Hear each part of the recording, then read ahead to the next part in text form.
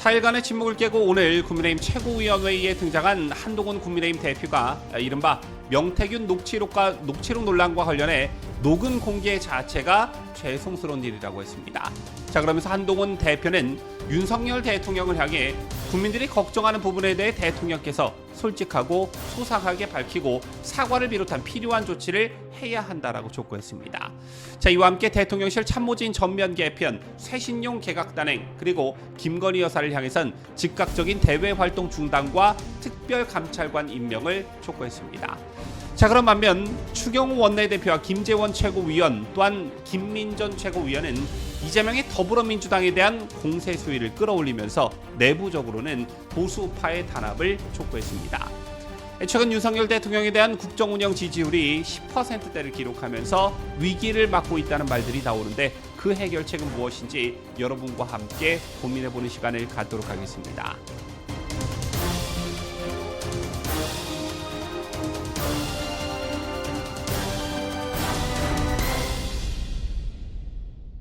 시청자 여러분 안녕하십니까? 뉴스데일리 베스트 미네커입니다. 저희가 박근혜 대통령 탄핵 정국이었던 2016년 말부터 유튜브를 시작했으니까 현 윤석열 정부를 포함해 여당 유튜버 2번 그리고 문재인 정권 때 야당 유튜버 1번을 했습니다. 오랫동안 저희 방송을 지켜보신 분들은 저희가 지난 8년 동안 어떠한 기조로 방송을 해왔는지 잘 아실 겁니다. 자, 그런데 만약 여러분께서 야당 유튜버 할 때가 좋았냐? 즉 문재인 정권 때 방송을 할 때가 좋았냐? 아니면 여당 때인 박근혜, 윤석열 정권 때 방송을 할 때가 좋았냐? 이렇게 물어보신다면 문재인 때가 더 좋았다. 아니 좋았다라는 표현보다는 더 방송하기가 편하고 수월했다. 이렇게 말씀드릴 수 있습니다. 자, 물론 문재인 정권 때의 경우에는 보수 유튜버에 대한 탄압으로 광고 제한이라던가 고소고발이라던가 이런 것들로 방송을 운영하는데 상당한 어려움이 있었던 것은 사실이나 그때가 더 방송하기가 편하고 수월했다 이렇게 말씀드리는 이유는 소위 말하는 보수 분열이 없었기 때문입니다. 자, 우리 내부의 분열이 없었기 때문이다 이렇게 말씀을 드릴 수가 있겠는데요. 무엇보다 문재인 정권 타도라는 분명하고 확실한 목표의식이 있었고 좌파 정권의 연장은 무슨 일이 있어도 막아야 한다라는 어떠한 절박함들이 있었기 때문에 한마음 한뜻이 되지 않았나 싶습니다. 그런데 자, 지금의 정치 상황을 보면 도대체 이게 뭐 하는 건가 싶습니다. 지지난달부터 언론의 기사 제목으로 자주 등장하기 시작한 10월 위기설 그리고 11월 위기설 이런 게 있었죠. 자, 이 위기설은 11월 1심 판결을 앞두고 있는 이재명에 대한 것이기도 했지만 윤석열 대통령에 대한 전망이기도 했습니다. 자, 그런데 이게 현실이 되어가고 있는 듯한데 여기서 극명한 차이가 드러난다는 것입니다. 그게 뭐냐? 양쪽 진영에 똑같은 위기가 닥쳤는데도 이재명의 민주당은 굳건한 단일 대우를 형성하는 반면 즉 당대표의 사법 리스크에 똘똘 뭉치고 있는 반면 우리 보수파 진영의 경우에는 대통령이 위기에 직면하자 사분오열하는 모습을 보이고 있다는 것입니다. 자, 이 극명한 차이가 종국적으로는 엄청난 차이를 만들어낼 것이다. 저는 이렇게 봅니다. 자, 오늘 국회에서는 국민의힘 최고위원회의가 열렸습니다. 자, 오늘 국힘 최고위원회의가 언론의 주목을 받을 수밖에 없었던 이유는 명태균 녹취록을 전에 약 4일 정도 한동훈 대표가 별다른 입장 없이 사실상 자명에 들어간 이후 오늘 처음으로 공식석상의 모습을 드러냈기 때문이었습니다. 자, 이 자리에서 한동훈 대표 무슨 말을 했는지 직접 들어보시겠습니다. 국민들과 지지자들께서 정치 브로커 명모 씨 관련한 현재 상황에 대해서 실망하시고 걱정하시는 것을 잘 알고 있습니다. 집권 여당의 대표로서 죄송하고 문제를 해결해야 한다는 무한한 책임감을 느낍니다. 지난 주말 민주당의 지도부가 거리로 총 출동해서 이 나라의 헌정 중단을 선동했습니다. 그 저희는 속이 뻔히 보일 정도로 분명하죠. 이재명 대표의 중대 범죄 혐의들에 대한 유죄 판결이 확정되기 이전에 아예 헌정을 중단시켜 버리자는 겁니다. 범죄 혐의자인 이재명 세상 만들기 위해서 대한민국 헌정을 중단시키겠다는 겁니다. 분명히 말씀드립니다. 어떤 이름을 붙인 헌정 중단이든 국민과 함께 국민의힘이 맡겠습니다.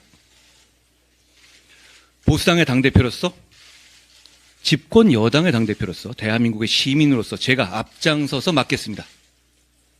우리가 사랑하는 이 나라를 망치게 그냥 놔두지 않겠다는 말씀을 드립니다. 민주당에게는 이재명 대표 범죄 숨기고 이재명 세상 만들려고 우리 시민들이 촛불 들지 않을 거다. 그러니 착각하지 말라는 말씀을 드립니다. 그런데 가만히 있으면 막을 수 없습니다. 그 뻔히 속보이는 음모와 선동을 막기 위해서는 변화와 쇄신이 반드시 필요합니다. 대통령과 영부인이 정치 브로커와 소통한 녹음과 문자가 공개된 것은 그 자체로 국민들께 대단히 죄송스러운 일입니다. 이름만 대면 알만한 유력 정치인들이 정치 브로커에 휘둘리는 것처럼 보이는 것도 국민들을 크게 실망시켜드렸습니다. 국민들의 큰 실망은 정부, 여당의 큰 위기입니다. 이런 위기를 극복하려면 솔직하고 과감해져야 합니다. 분명히 말씀드리지만 제가 이끄는 지금의 국민의힘은 그런 정치 브로커에 끌려다닐 생각 없고 그럴 이유도 전혀 없습니다. 지금의 우리 당은 지금 문제되는 김영선 전 의원 공천 단칼에 잘라낸 정당입니다. 국민의힘은 정치 브로커 관련 사안에 대한 엄정하고 신속한 수사를 당 차원에서 당당하고 강력하게 촉구합니다. 국민들께서 걱정하시는 부분에 대해서 대통령께서 솔직하고 소상하게 밝히고 사과를 비롯한 필요한 조치를 해야 합니다. 역사를 보면 국민 앞에서는 가감 없는 진실이 언제나 최선이었습니다. 뭔가 감추고 빼고 더하려고 하다가 호미로 막을 일을 가래로 막게 될 겁니다. 제게 당내 원로 중진 여러분 비롯해서 많은 분들이 의견 주셨고 지금이 위기라는 점과 변화와 쇄신이 신속하게 필요하다는 점에 이견이 없었다는 말씀을 드립니다. 제가 오랫동안 법 다루는 삶을 살아왔잖아요. 그러면서 느낀 건 법 대단히 중요한데 동시에 법이 앞장서서 등장해야 할 때가 있고 그렇지 않을 때가 있다는 겁니다. 이번 사안의 경우에 적어도 지금은 국민들께 법리를 먼저 앞세울 때는 아닙니다. 국민들께서 듣고 싶어 하시는 말씀은 전혀 다른 걸 겁니다. 대통령을 제대로 보좌하지 못한 참모진을 전면적으로 개편하고 쇄신하고 심기일전을 위한 과감한 쇄신 개각을 단행해야 합니다. 김건희 여사는 즉시 대외 활동을 중단해야 합니다.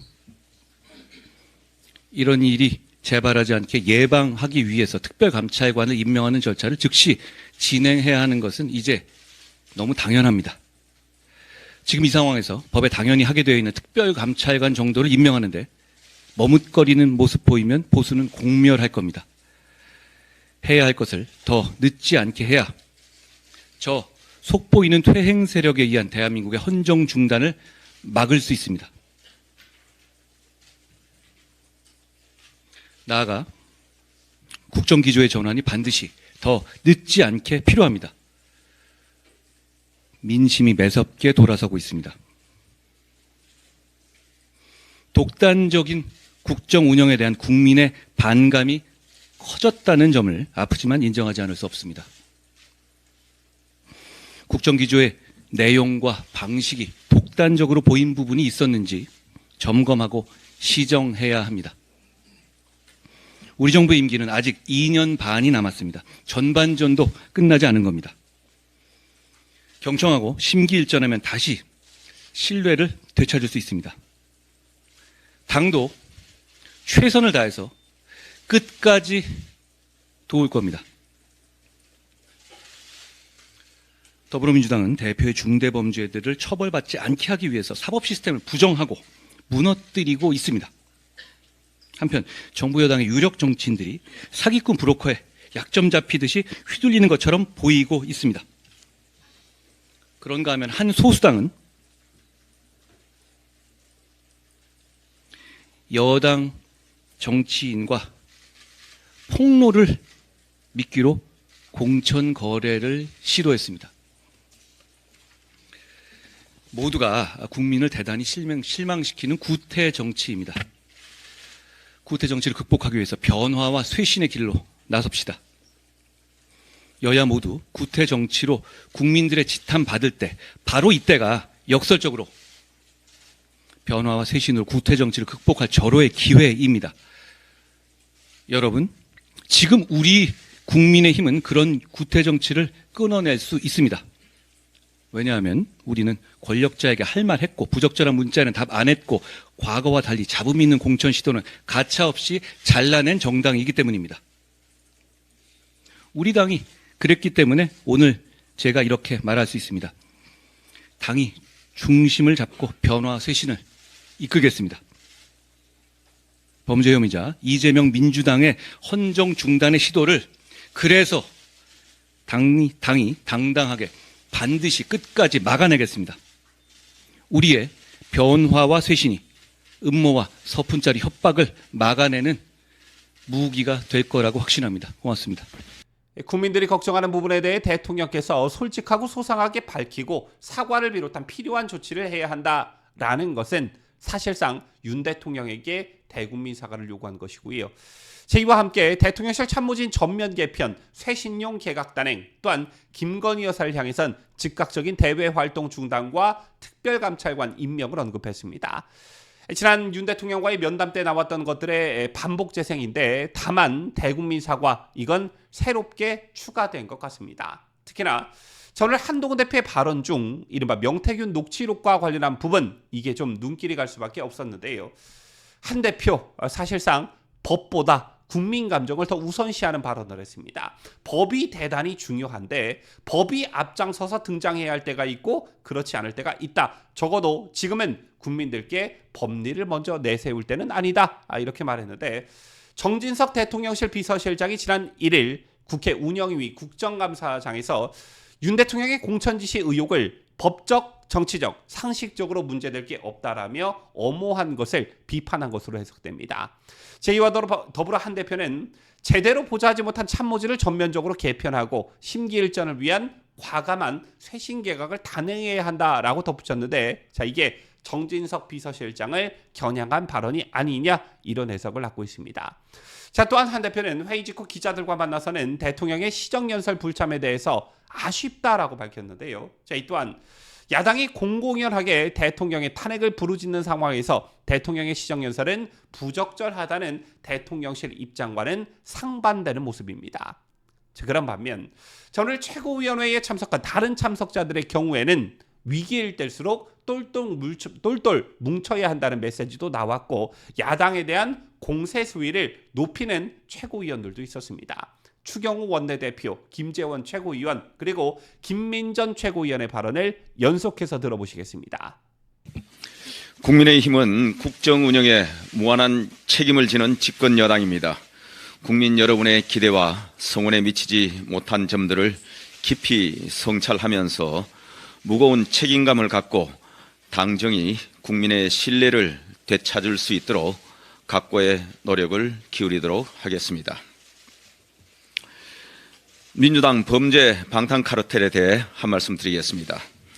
현재 국회를 지배하고 있는 절대 다수당이면서도 오로지 자신들의 범죄 혐의를 무마하기 위해 우리 국회를 정쟁의 도가니로 몰아넣고 있는 민주당의 나쁜 행태는 반드시 저지되어야 합니다. 최근 민주당의 행태를 보면은 이재명 대표 1인 방탄 정당을 넘어 당 전체가 거대한 범죄 방탄 카르텔로 전락하고 있습니다.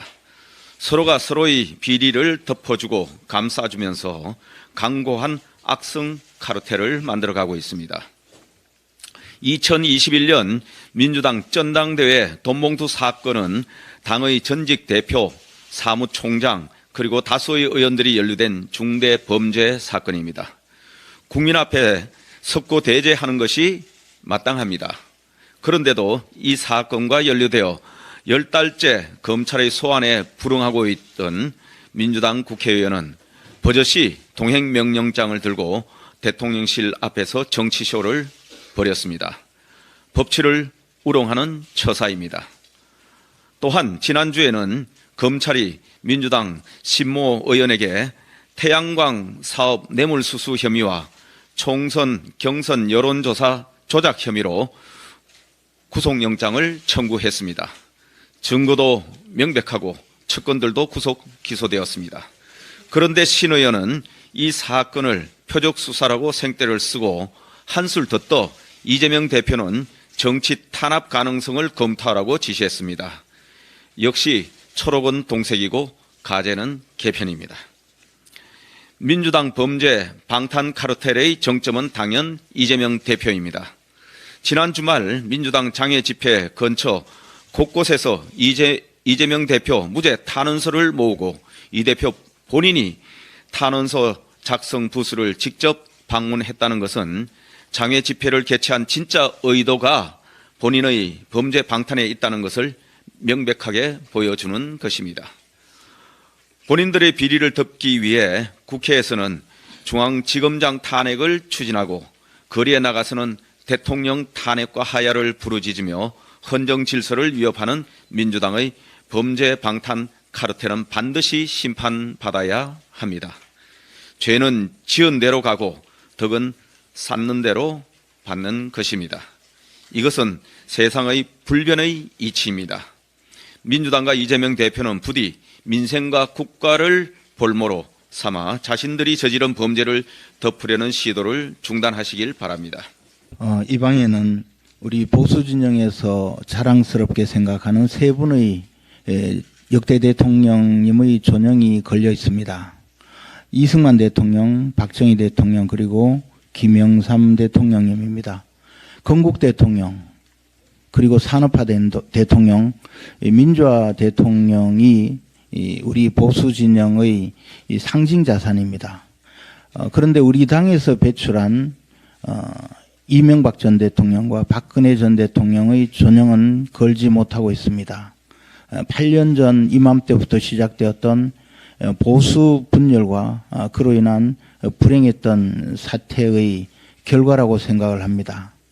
그러한 어려움 속에서도 우리는 좌파 포퓰리즘 정권을 극복하고 문재인 정권의 부패와 무능을 온 국민에게 알려서 윤석열 정권을 탄생시켰습니다. 그러므로 윤석열 정권은 우리 보수 진영의 상징 자산으로 되었습니다. 윤석열 정권이 탄생함으로써 우리는 다시 재기할 수 있었고 이 나라의 보수 정치의 정당성을 설파할 수 있게 되었습니다.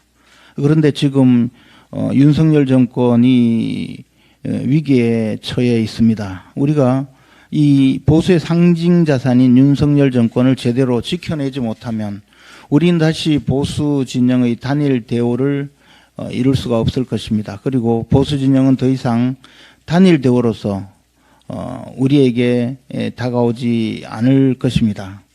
지난 윤석열 정권을 만들 때 이 나라의 보수 진영 사람들은 전부 보수의 깃발 아래로 뭉쳤습니다. 그런데 윤석열 정권이라는 이 상징 자산을 제대로 지켜내지 못한다면 이제 우리가 다음 대선에서 다시 보수 정권을 만들어 달라고 정권을 재창출하겠다고 어떻게 주장을 할 수가 있겠습니까? 아무리 보수 진영의 깃발을 높이 올려도 부러진 깃발로 과연 어떤 정당성으로 표를 달라고 할 수가 있겠습니까? 그러므로 우리는 보수 단일 대우로서 윤석열 정권을 지켜야 합니다. 그것만이 우리가 보수 정치의 정당성을 주장할 수 있는 근거가 되고 보수 정치의 상징 자산을 다시 지켜내는 일입니다. 보수 단일 대우가 중요한 것은 바로 이런 이유 때문입니다. 대통령실에도 요구하겠습니다. 대통령실은 적극적으로 주도적으로 이 사태를 해결하기 위해 나서야 합니다. 지금 국면 전환용 인사를 하지 않겠다 뭐 이런 말의 편인들이 국민들에게 알려지고 있습니다. 지금은 국면 전환을 위해서는 뭐든지 해야 할 때입니다. 시간이 지나면 점점 더 강력한 조치를 해야 할지 모릅니다. 지금은 적극적으로 대응해야 할 시기라고 봅니다. 어떤 조치를 할 것인지 이미 많은 제안이 있으리라고 생각합니다. 호불호를 따질 것이 아니고 가능한 것과 가능하지 않는 것을 나열해 놓고 가능한 것은 빨리 조치를 해야 합니다.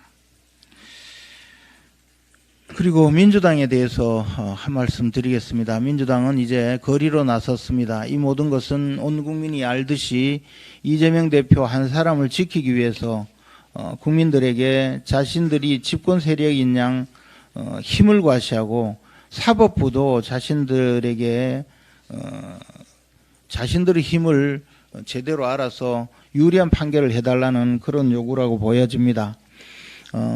민주당이 요구하고 있는 많은 것은 사실을 분명히 밝히라는 것이고 그 사실을 밝혀서 국민들에게 알려달라는 것입니다.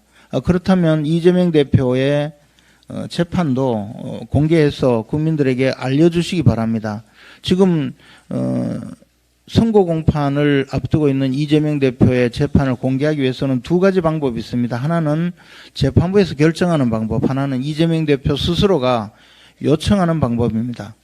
국민들에게 낱낱이 알리기 위해서 이재명 대표가 재판 공개를 재판부에 요청해 주시기 바랍니다. 네, 금방 옆에 있는 김재원 최고께서 보수가 단일 대오로 윤석열 정부를 지켜야 한다라는 말씀을 하시니까 생각이 나는 게요. 시중에서는 그런 말이 있습니다. 진보는 부패해도 망하지 않는데 보수는 분열해서 망한다라는 얘기가 있습니다. 우리가 박근혜 정부의 탄핵 과정을 생각해봐도 결국 보수가 분열했기 때문에 박근혜 정부가 탄핵당한 것이었고 또 그렇다라고 해서 탄핵 이후 출범한 문재인 정부는 박근혜 정부보다 훨씬 나쁜 정책의 성과를 냈습니다. 그렇게 본다라고 하면 왜 박근혜 정부가 탄핵되었는가라고 하는 질문이 들 정도이다라는 얘기를 할 수밖에 없고요. 그것은 결국 우리의 탓이었다. 라는 얘기를 드릴 수밖에 없는 것이 아닌가 하는 생각을 합니다. 문재인 정부도 마찬가지입니다. 잘 알고 계시는 울산시장 선거 개입의 경우에는 세 가지로 구성되어 있습니다. 하나는 문재인 대통령의 오랜 친구 송철호를 공천하기 위해서 경쟁력이 있는 후보를 눌러 앉히는 과정이 있었습니다. 또 하나는 하명 수사 과정이 있었습니다. 김기현 그 당시에 울산시장의 비서실을 압수수색하는 상황이 벌어졌고 이것으로 인해서 유권자는 마치 김기현 시장이 굉장히 부패한 듯이 알게 만들었습니다. 세 번째는 김기현 시장의 산재모 병원 정책을 무산시키고 대신에 그와 유사한 정책을 문재인 청와대가 앞장서서 이 송철호 후보의 정책으로 만들었습니다. 그리고 1심 판결은 하명 수사에 대한 유죄 판결이 나왔습니다. 그 수사는 그 당시에 윤석열 총장이 자의반 타의반으로 검찰을 떠나면서 지금까지 허지부지 되어 있습니다만은 그럼에도 1심 판결에서 적어도 하명 수사에 관여했던 3명은 다 유죄 판결을 받았습니다. 그럼에도 민주당은 2020년 4월 총선에서 문재인 정부를 지켜달라고 했습니다. 서로 분란을 일으키지 않았습니다. 그리고 문재인 정부와 여당은 그 당시에 민주당은 2020년 4월 선거에서 압도적인 승리를 했습니다. 그 이후에 수사는 제대로 이루어지지 않았습니다. 제가 말씀드리고자 하는 것은 우리도 민주당처럼 부도덕해지자, 우리도 민주당처럼 서슴없이 범죄도 저지르자 이런 뜻으로 드리는 말씀은 아닙니다. 다만 지금 현재 소위 테이프라고 해서 나온 것도 조작인지 아닌지 알 수도 없는 것이고 설사 조작이 아니라고 해도 그 안의 내용은 그냥 덕담을 한 것이다 정도밖에 얘기할 수 없습니다. 그런데 우리가 분란을 일으켜서는 저는 안 된다 이렇게 생각합니다. 결국 우리가 우리 원내대표께서도 많이 쓰는 용어입니다만 똘똘 뭉치는 것이, 그리고 그것을 바탕으로 해서 쇄신하고 국민을 설득하는 것이 임기 후반기의 길이다 이렇게 생각합니다. 이상입니다. 자, 여러분들 어떻게 보셨습니까? 지금이 위기라는 것을 다들 인식하고는 있지만 그 해결책이라던가 돌파구라던가 이런 방법들에 대해서는 한동훈 대표와 온도차가 있다는 것을 느끼셨을 겁니다. 특히나 김민전 최고위원의 경우에는 문재인 정권의 경우 청와대 울산시장 선거 개입이라는 명백한 공천 개입 사건 때도 당시 민주당은 단일 대우를 형성했다는 점을 강조하면서 한 대표의 접근 방법과는 사뭇 다른 해결책을 주문했는데요. 여러분께서는 어떻게 생각하시는지요? 지금 언론이나 아니면 탄핵 장외 집회에 들어간 민주당이 자주 거론하는 것들 중 하나가 바로 여론조사 지지율이라는 것입니다. 한국갤럽 기준 윤 대통령의 지지율이 20%대가 붕괴된 것을 기점으로 공격 수위를 높이고 있죠. 하지만 이게 과연 절대적 기준이 될 수 있냐라는 것입니다. 대통령 중심제를 택하고 있는 우리나라의 역대 대통령들의 지지율을 보면 20%대로 내려간 경우가 생각보다 굉장히 많았습니다. 지금 그래프를 보시면 이해가 쉬우실 텐데 재임 중 가장 지지율 편차가 심했던 대통령은 김영삼 전 대통령으로 1년차 2, 3분기에서는 지지율이 무려 83%에 달했으나 퇴임 직전인 5년차 4분기에는 6%까지 떨어졌습니다. 또한 DJ의 경우에도 취임 첫해 1분기 지지율이 71%로 가장 높았으나 이후 전반적으로 하락 곡선을 이어가면서 재임 마지막 해 4분기의 지지율은 24%에 그쳤고요. 노무현 역시 취임 첫해 1분기 지지율은 비교적 60%대로 높았으나 2분기 40%, 3분기 29%, 4분기 22% 등으로 첫 해부터 뚜렷한 하락 곡선을 보였고 2, 3년 차에는 20, 30%대를 유지하다가 4년 차 4분기에는 12%까지 떨어졌습니다. 또한 취임 첫해 쇠고기 파동을 겪었던 이명박 전 대통령은 1년차 1분기 52%에서 2분기에는 21%로 급전직하했으나 제2호 비교적 완만한 상승세를 보이면서 3년차 2분기에는 49%까지 반등하는 데 성공했지만 이후 계속 하락하면서 재임 마지막 분기를 23%로 마쳤습니다. 자, 박근혜 대통령 역시 취임 첫해 1분기에서 42%의 지지율을 기록하면서 같은 해 3분기에는 60%까지 오르며 최고치를 기록했습니다. 또 2년 차에도 분기별로 55, 50, 44, 44 등으로 호조세를 이어갔지만 임기 막판 세월호와 야당의 탄핵 공세로 지지율이 한 자릿수까지 내려가면서 결국 탄핵당했습니다. 이렇게 보면 자, 만약 지지율이 낮다는 것을 탄핵의 기준점으로 삼는다면 탄핵 안 당할 대통령은 없다라는 결론에 도달하게 됩니다. 다만 어제 국민의힘 소속 시도지사 협의회도 그렇고 여당 중진위원들의 위기의식도 그렇고 자, 뭔가 변화를 줘야 한다는 데는 모두가 공감하는 분위기입니다. 하지만 최소한 여당이라면, 그리고 최소한 집권 여당의 당대표라면 위기에 처한 대통령을 궁지로 몰아서는 안 된다. 최소한의 숨쉴 공간은 마련해줘야 한다라는 것입니다. 동시에 곧 위기가 닥칠 이재명의 민주당에 대한 대화 공세를 병행함으로써 대통령에 대한 탄핵 공세의 본질은 무엇인지 국민들에게 소상히 잘 알리고 또 이를 통해 재층들을 결집시켜야 한다. 반 이재명 정서를 수면 위로 끌어올려서 확산시켜야 한다는 것입니다. 따라서 오늘 추경호 원내대표나 김재원 최고위원 그리고 김민전 최고위원의 발언을 좀 새겨들을 필요가 있다. 저는 그렇게 생각합니다. 지금까지 저는 자유대한민국을 소화하는 뉴스데일리 베스트 민앵커스입니다.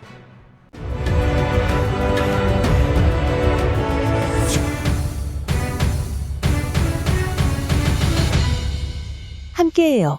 뉴스데일리 베스트.